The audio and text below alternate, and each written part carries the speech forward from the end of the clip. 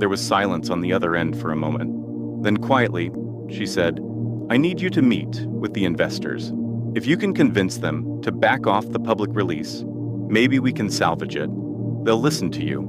They respect you." I knew what she was asking. She wanted me to save Chase, but I wasn't doing it for him. I was doing it for her. I agreed.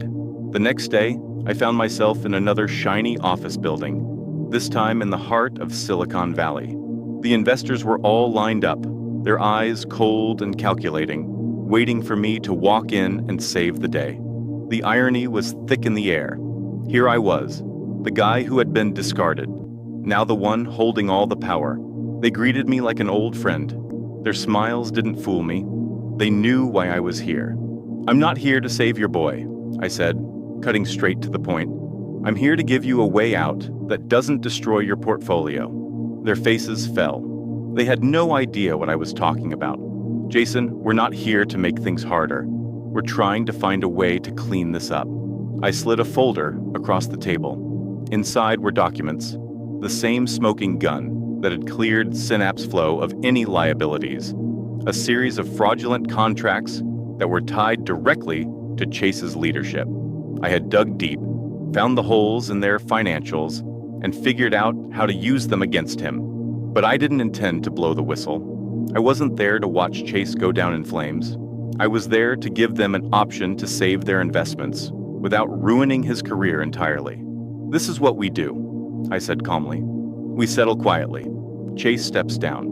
The company gets a new CEO. You move on, and no one has to know the truth. Not publicly." They stared at the papers for a long time. A deal that could preserve their reputations and their money, and maybe even get Chase out of this mess with a soft landing. It was the only option that made sense. They agreed, but just as I was walking out the door, I heard a voice from behind. "Jason, wait." I turned to see Madison standing there, looking worn out, like she hadn't slept in days. "Did you really just do that?" she asked, her voice trembling. "Do what?" I replied, not missing a beat. "Help us. Help him." I shrugged, the weight of the moment hitting me. "Madison, I didn't do it for you, or for him. I did it because I know what it feels like to get crushed by a system that doesn't care about who you are, just what you can offer. You don't have to make the same mistake I did. You don't have to lose yourself." She looked at me, eyes wide. For a second, she seemed lost. Then, she nodded slowly. "Thank you."